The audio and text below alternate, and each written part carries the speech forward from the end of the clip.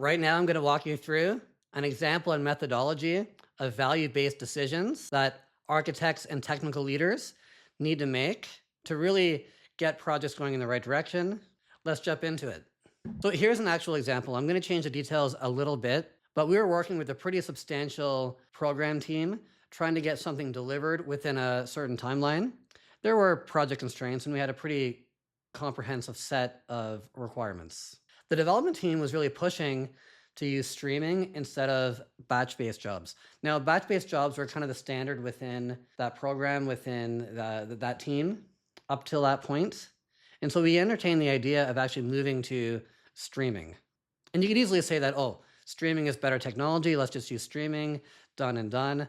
Look at all these capabilities we're going to enable. It's just going to work. But that's not the whole story. And, on the surface, it seemed to check all the boxes. Resiliency, overall performance and capability, security and governance, that was all good. But we had to sit down and dig into what it was really going to take to actually bring this to production as part of this implementation. So we look at what's the development learning curve. The developers hadn't used this technology before. I mean, they were familiar with streaming patterns in general and the idea of streaming, but hadn't dug deep into such technology. We'd need new DevOps processes for build and deploy. That would be written from scratch. Maybe not a big deal. Maybe still a week of effort. Maybe less. The procurement side of things, all the legal work that has to be done, the governance around that, the security governance as well, all standard stuff, but all stuff that has to be done as well because we'd be bringing in brand new technology into the enterprise. Then additional strain on testing and validation, making sure resiliency is working as expected, making sure we can replay, making sure that we're testing everything end to end because we haven't brought this technology into the enterprise before, and we really need to make sure that it's actually going to work the way we expect it to work and that we've implemented it and it's going to work the way it's been implemented. Then we look at, well, what if we did it our standard way, right? Our standard way, tried and true development, boring, you could say that, but tried and true, boring, simple. But we've been down this road before many times, and it gives us what we need with a predictable effort.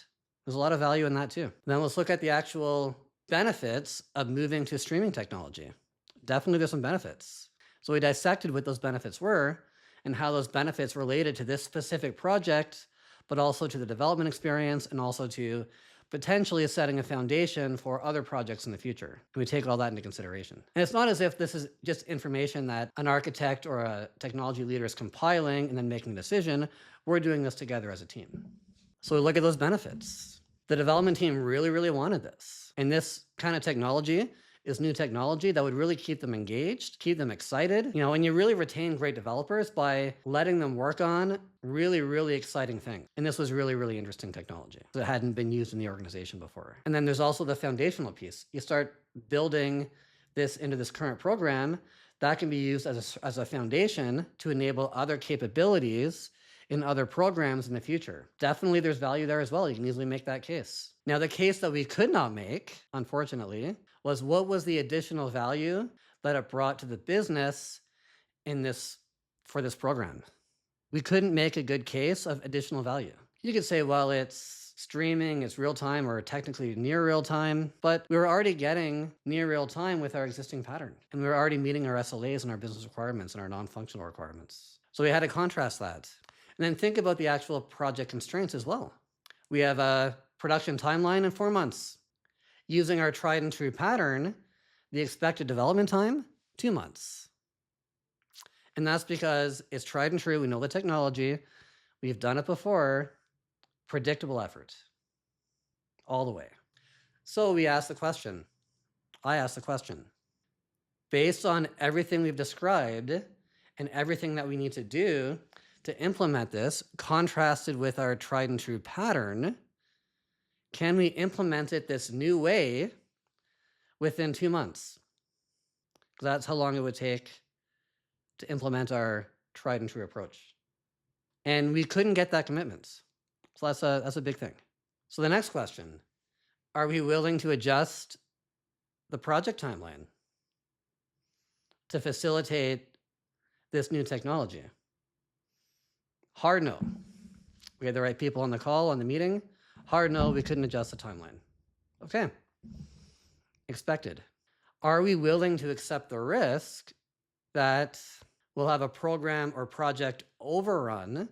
The project will take longer and be delayed due to this decision that we made here today. Are we willing to accept that risk? No one was willing to accept that risk either. As an architect, as a technology leader, I can't architect something that's going to delay the project or that's going to provide that risk to the project unless someone's going to accept that risk. So we talk about it as a team. We talk about all these things together, and we come up with a decision as a team to move forward in our standard tried and true way. This does not mean we would never introduce streaming to the enterprise ever. It's just not right for this project at this particular point in time. And we aligned on that, we agreed on that, and we move forward, and we move forward effectively. So that's one example of a decision that architects, technology leaders have to make, and it's a value-driven decision that does have a significant impact on getting to the finish line. Thank you. And before you go, if you like this content, if you like this video, please feel free, give me a thumbs up, give me a comment, send me a message. I love to talk about this kind of stuff. If you want to see more of this stuff, I'd love that support. Thanks.